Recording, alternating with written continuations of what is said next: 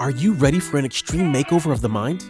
With the producer and host of A Better You podcast, the transformational coach whose assignment is to challenge people to change, grow, and evolve into the individuals they were created to be.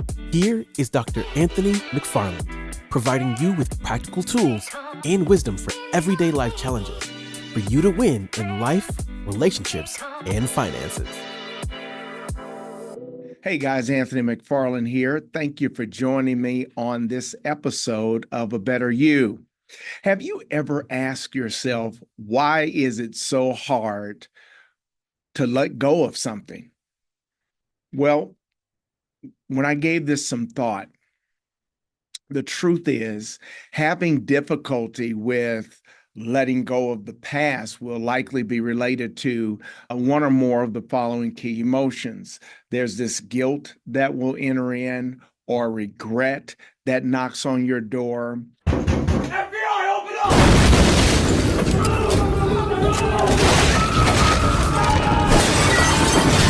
up! Or this totally opposite response called sadness or anger, right? That kind of infuriates you. But that guilt is a big one.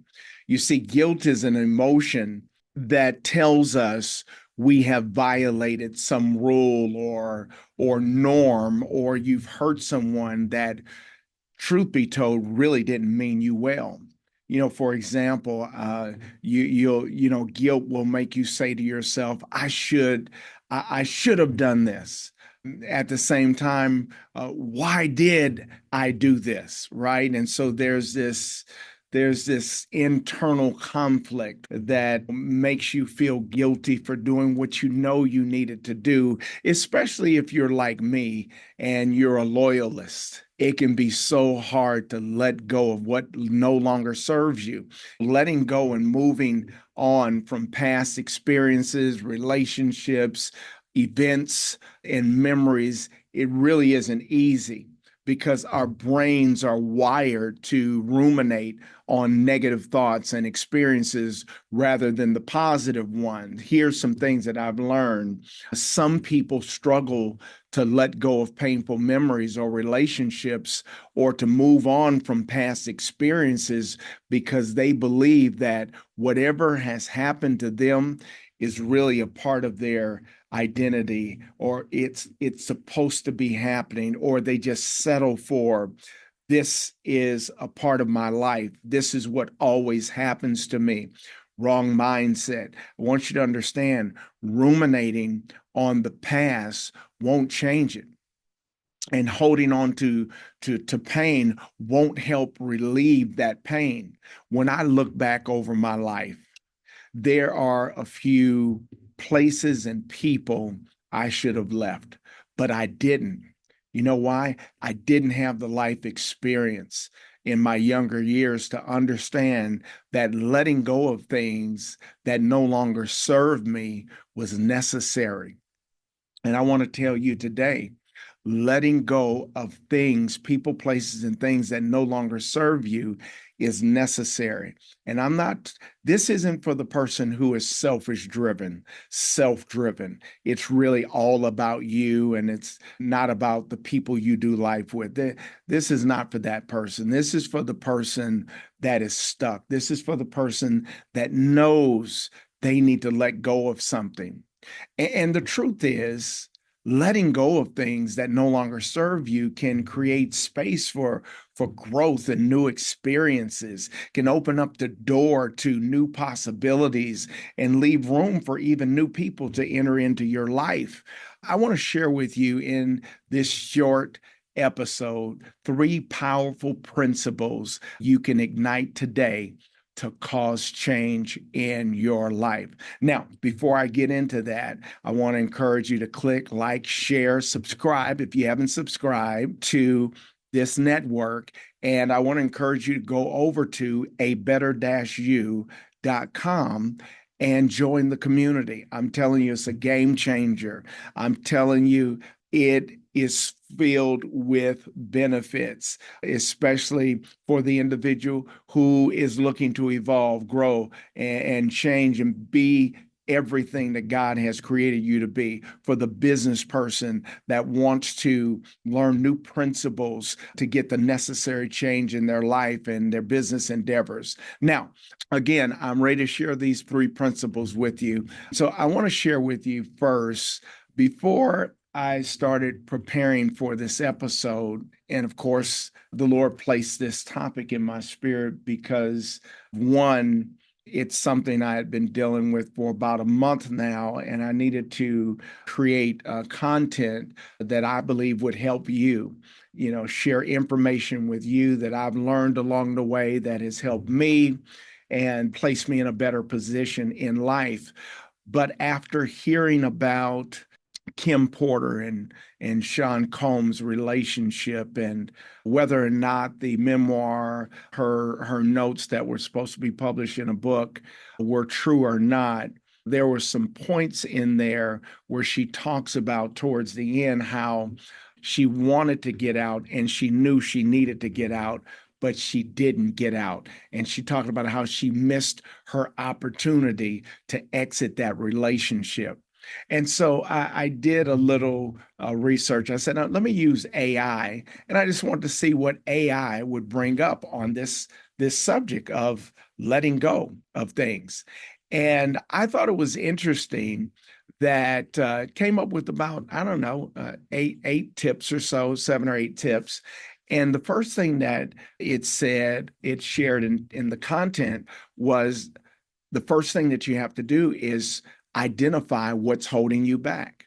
And I thought that was good. In essence, recognize what's in your life that you need to let go of. And then the second thing that came up was, it's important to reflect on whatever that thing is that you need to let go of or that's been holding you back, its impact on your life.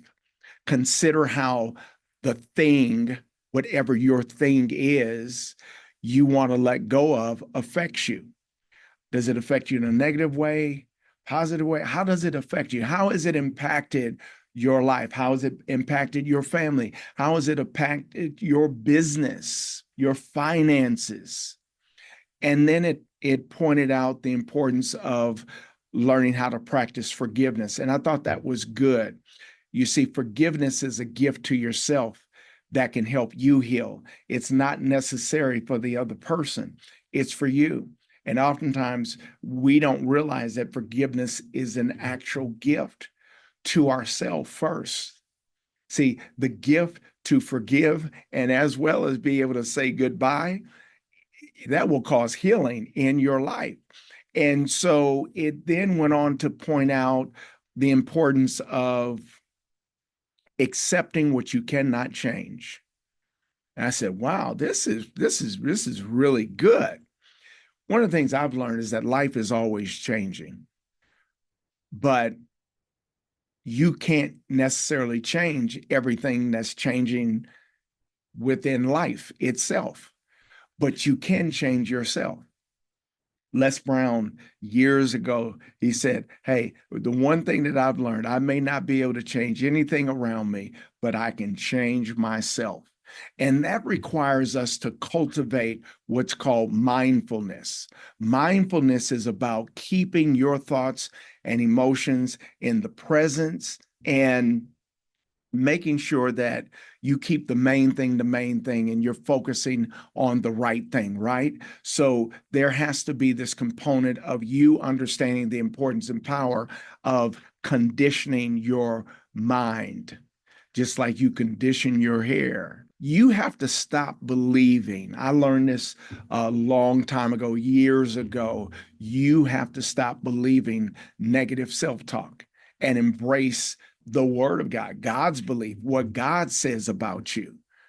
I'm telling you, a lot of people have issue or take issue with other people who don't have positive things to say about them, or they're always negative around them. Let me share something with you. Somebody else's belief or words don't have that much authority and power. I think we all need to evaluate and assess what our beliefs and our words have been, what we've been speaking or saying over ourselves.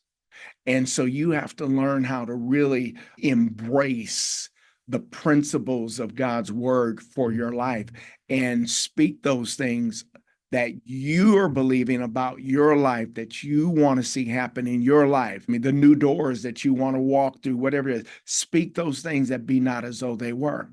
And then here's another big one. And again, I haven't even gotten into the three principles that I want to share with you, but I just thought this was good and I wanted to share with you. You have to let go of this thing called FOMO. FOMO. That stands for fear of missing out. You have to come to this place where you're going to trade the need to keep up with others for a chance to connect with what matters to you and understand that everything that God has for you, He has for you. Ask yourself, am I really missing out, or does it just seem that way? And then focus on what genuinely makes you happy and fulfilled, not on what others are doing, or not sometimes even on what happiness you may believe you can find in connecting with someone else. See, your life is about your own unique experiences and joys, not about keeping up with the Joneses, not about connecting with the person, chasing after the person that you believe has your answer. And if you don't connect with them, nothing will happen. If you don't connect with her, it won't happen. If you won't connect with this mogul, your business will never go to the next level. No, not true, not so. And here's a big one in terms of learning how to release what no longer serves you. You have to let go of negative emotions. Pay attention to how you feel, but don't act on it. Don't continue to give your emotions such place in your life that it starts to consume you. And so with that, I would encourage you to take notice of how you feel and why you feel that way, and probably even write it down in terms of those feelings and why you feel that way, and then rewrite it. Draw a line through it, exit out, and say, I choose not to allow these emotions to have place in my life. Now, I shared all of that. Was this good? Click yes below. Let me know if you're getting something out of this based on the platform that you're listening to this podcast or you're watching me. Here's three principles I believe are necessary for letting go of what no longer serves you. The first thing is, and I believe this is one of the hardest things for people to do, and that is to simply be honest with yourself. Be honest with yourself. To let go of what doesn't serve you, you first have to understand what it is you need to let go of. Even further, letting go of what no longer serves you begins with understand why it no longer serves you. So you must practice radical honesty with yourself, even if it gets ugly, as it takes a bit of, let me tell you something, it takes bravery. It takes bravery to acknowledge and understand what doesn't serve you, what no longer works for you. Again, and understanding that if guilt or all these other emotions pop up, you're not going to give it place. You're not going to answer the door to that guilt. But again, here's my question for you. What are you holding on to that makes you unhappy? What are you doing that makes you miserable, right? Like doing that it just brings about this depression. Who's ruining your day and bringing you down every time you're around them? I always say, let me share something with you. Sometimes you have to change, in order to change your net worth, you have to change your circle. And sometimes the people that we have in our circle are takers and they're not givers. They don't add to your life. They just suck the life out of you. Which brings me to my last question for you. Again, you have to be willing to be honest. What exists in your life that is toxic? It's causing you pain. There's nothing useful or healthy in it. Again, you have to be willing to be honest. And then the next thing is once you're honest with yourself and you identify whatever that thing is, that place is, whatever it is, maybe it's a job. Acceptance is the next key to the combination. Once you can accept that whatever it is that's holding you back or causing you pain is not worth the benefits it may bring, which are no benefits, you'll be able to take a step forward in decreasing the toxicity in your life, or maybe sometimes allowing it to have such place in your life. Maybe it just requires some distance, you distancing yourself. I spent a long time mulling over the fact that certain parts of my life were literally crushing my spirit, man, crushing my soul. But I never did anything about it. I remember in high school, my first year of high school, and there were just some things that was just crushing my spirit. And I just made my mind up that, you know what? I'm no longer allowing that to have place in my life. You know what? I'm better than this. Let me share something with you. I deserve better than this. I'm going to value me more. And that's another challenge for a lot of people. You don't value yourself the way that you should. So you allow other people, places, and situations, let me share something with you, to crush you, to take the life out of you. You're allowing it. It's not them. You're the actual challenge.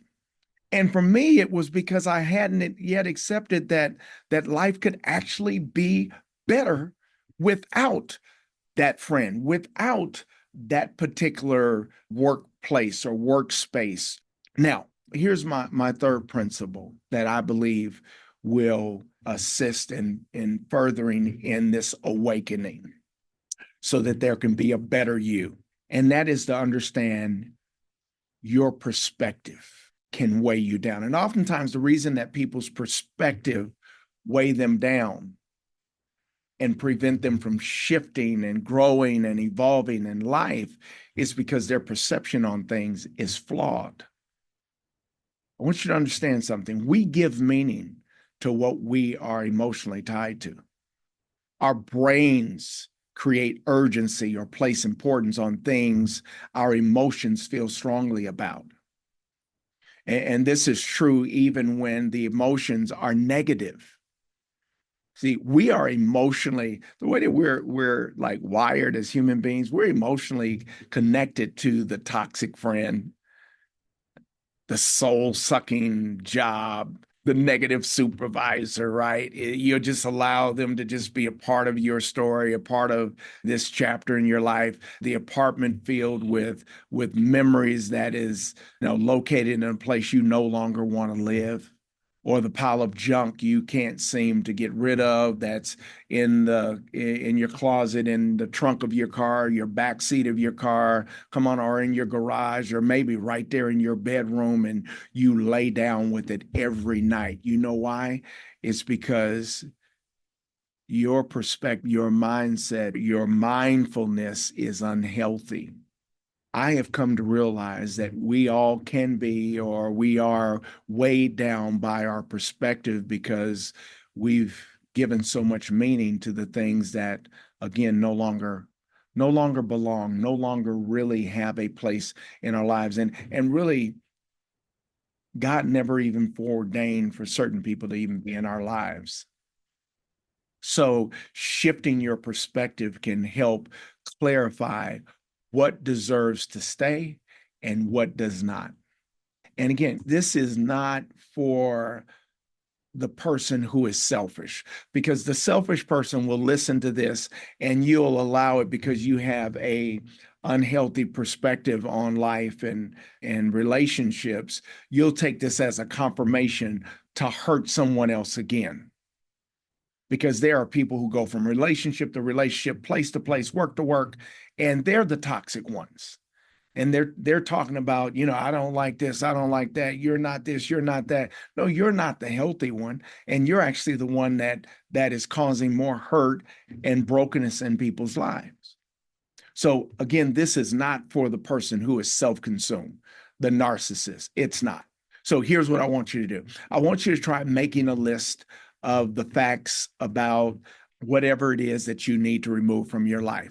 Make a list of the negative subject, whatever it is, and then remove the emotional connection just for a second. And with a list of those facts, you can actually begin to see the pros and cons and how this thing in your life has affected you or is affecting you.